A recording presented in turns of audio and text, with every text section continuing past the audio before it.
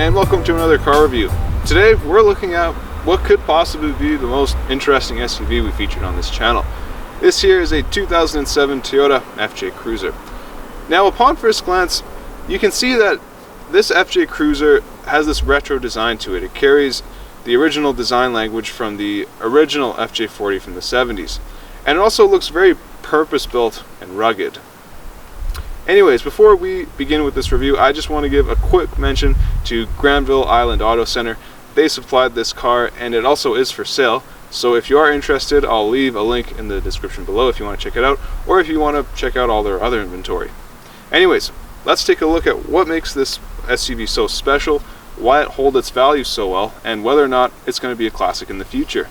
So starting off with the interior, when you open these suicide doors, you're going to find that there's pretty much hard plastics and rubber everywhere. And the message is quite clear, and that's that this FJ is made to get dirty inside and out.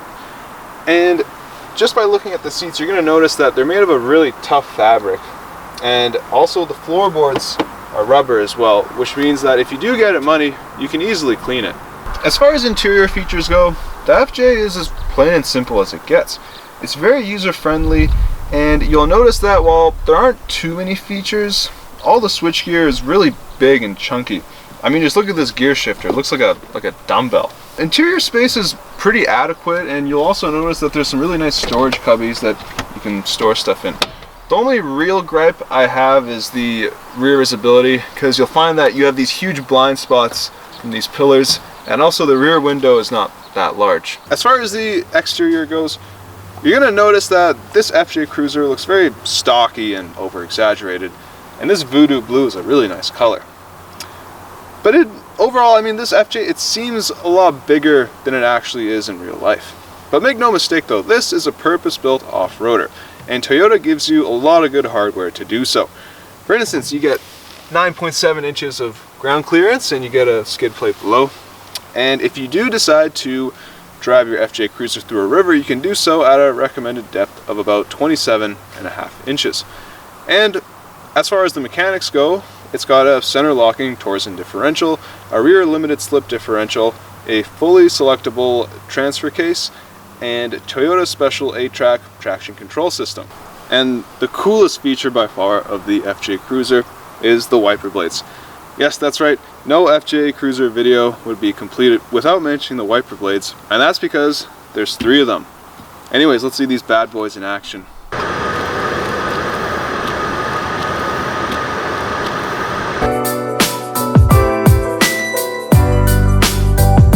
Alright Sam, well thank you once again for bringing out such a cool off-roader. And it is for sale, right? It's for sale, yes. Okay, as I mentioned before, I'll leave the link in the description below. But in the meantime, let's get it started and see how it drives. Sure.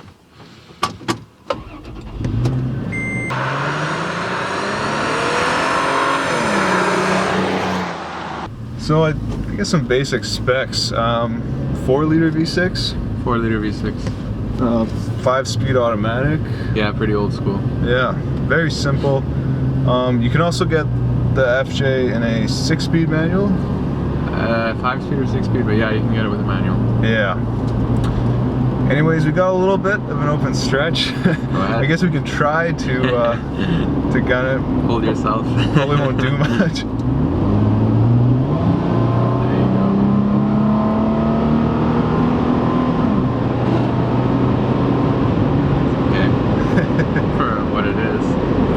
It's fine. I mean, obviously the transmission's a little bit lazy. Took a while to kick down, but you know, it didn't sound half bad. No, it's got a nice rumble to it for a 6-cylinder. Yeah. What are your driving impressions? So far it's really comfortable. Like this is a pretty uneven road right now. Yeah. And you can barely feel it. And I guess that makes a lot of sense because it's got a suspension that's designed for a lot of travel, which is what, you know, off-road suspensions are basically, right? Yeah, that's true. Before I ever drove it, I thought it would be a hard car to drive, but like my first time driving it, it was just like a normal, like felt like a 4Runner kind of. It really, yeah. All right, we're coming up to the corner that we always test our vehicles when seeing the cornering abilities, and My guess is it's probably not gonna... Cornering flat. Yeah. Oh yeah. You can hear everything sloshing around in the back. Definitely not the best. Not in its comfort zone, no. But you know what? It's pretty torquey though. It's a nice usable power delivery. Yeah. Now I'll admit, the FJ Cruiser is a bit of an unorthodox vehicle, and that's precisely why they hold their value so well. And to explain this, I'll use a truck that draws a lot of parallels to the FJ, and that's the V8 Ford Raptor. The V8 Ford Raptor is a simple yet brute truck.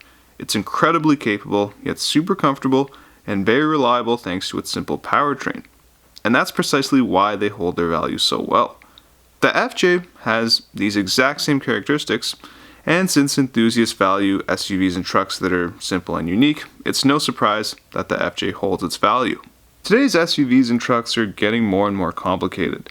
Manufacturers are adding tons of electronics and features, all while trying to make them as versatile as possible, which is precisely what makes the FJ so special.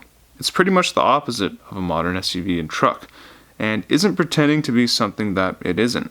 In terms of numbers, the FJ is still relatively new, so it's too early to say if it's going to be one day worth some astronomical figure like a clean FJ40, but these vehicles do hold their value really well, so depreciation at this point isn't really a concern.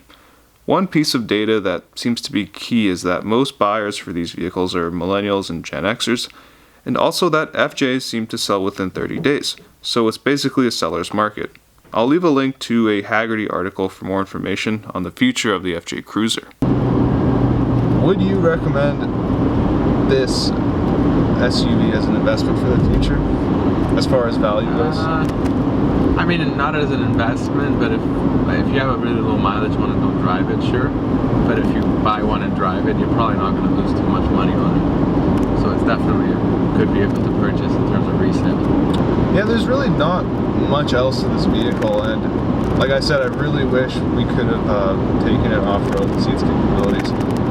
And normally, when we do review SUVs on this channel or trucks, we're usually not taking them off-road because, let's be honest, the consumer is not going to take them off-road. They're going to want to see what it's like as a, taking it obviously on paved roads, right? With a track hawk maybe, but this one probably not off-roaded. No. But this one, you feel a little bit bad because, you're not using this car to its potential. Yeah, of course. One thing I will say though is that if you do choose to daily drive this car, it is really comfortable. Yeah, the steering's light.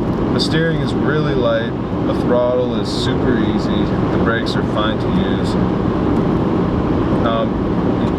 I don't think this car will be a hassle to drive, unless, like we mentioned before, those blind spots. The blind spots, but I'm sure with those like convex mirrors, you can get around them. Yeah.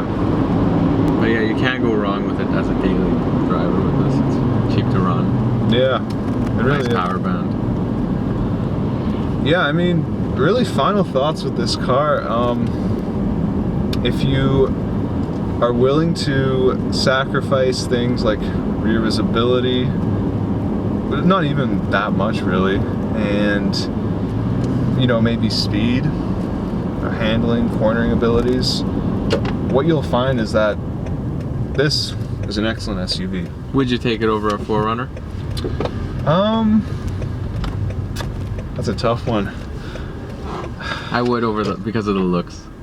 Yeah, that's true, because here in the Pacific Northwest, everyone's either got like a 4Runner, of course, or a Tacoma, Subaru Forester. Those are a dime a dozen. Yeah. Whereas this is super unique. There's a 4Runner right there and a Tacoma. Yeah. Right next to it. Yeah. Well, Sam, once again, thank you very much for taking this car out. I mean, like I said, it's unfortunate that we couldn't put it to, what it was meant to be used for. Next time before we detail it. Yeah. Anyways, thanks again, Sam. No problem. Thank you. And thanks for watching.